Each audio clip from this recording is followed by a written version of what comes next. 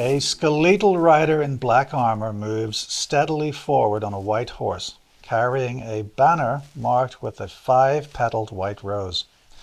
Before him stand figures from every station, child, maiden, priest, and fallen king, each responding differently to his arrival. A river flows behind them. The sun rises between 2 towers on the horizon. Death is not destruction. It is transition, purification, and the irrevocable turning of a life cycle. Death himself is the central symbol. As a skeleton, he represents what is essential and indestructible. The bare truth after all illusions have fallen away. His black armor signifies invincibility. Change cannot be resisted indefinitely. Yet he does not charge. He advances with calm inevitability.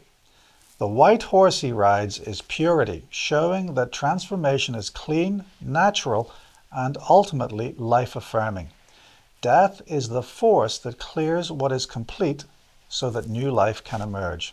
The banner with the white rose is the first supporting symbol. The rose's 5 petals echo the number of humanity, spirit incarnate within physical form. This rose is not wilted but blooming, representing rebirth, renewal, and the continuation of life through change. The black field behind it shows that transformation begins in darkness, the fertile unknown where seeds gestate. The second symbol is the array of figures confronting death. The fallen king teaches that no earthly power can halt transformation. Ego and authority eventually yield. The child reaches forward with innocence, welcoming change without fear. The maiden turns away slightly, showing natural hesitation. The priest stands calmly, offering prayer, spiritual acceptance. Together, they represent the full spectrum of human response to endings. The third supporting symbol is the river flowing behind the scene. Water is the continuity of life, the stream of consciousness moving through every phase. Emerging from the towers seen in the moon card and flowing toward the sea of the unconsciousness, this river shows that endings return us to deeper currents of being. The fourth symbol is the rising sun between 2 towers. The sun sets in the moon card, but here it rises, affirming that every ending brings a new beginning. The twin towers frame the transition from one state to another. Dawn follows night, renewal follows release. The fifth symbol is the grey landscape itself, muted, stripped of excess. This neutrality represents the emotional stillness that follows loss and the clarity that emerges when attachment dissolves. In this stripped terrain, new growth can take root. Together, these symbols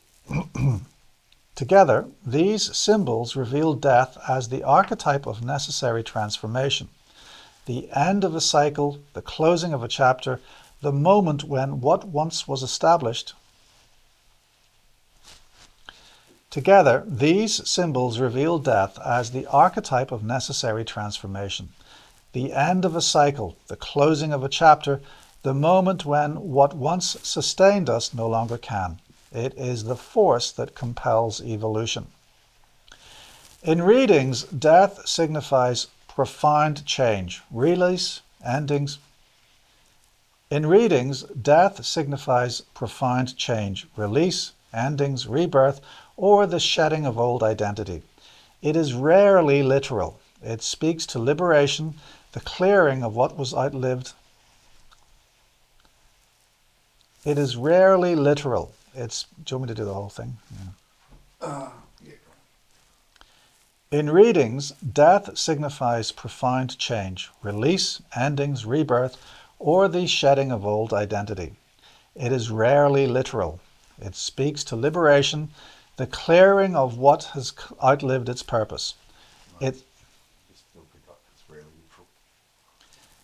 is rarely literal. It speaks to liberation, the clearing of what has outlived its purpose. Its counsel, let go with grace. Its shadow warns only against clinging to what is already gone. Death teaches that when one door closes, another draws. Death teaches that when one door closes, another dawns, and that transformation is the engine of life.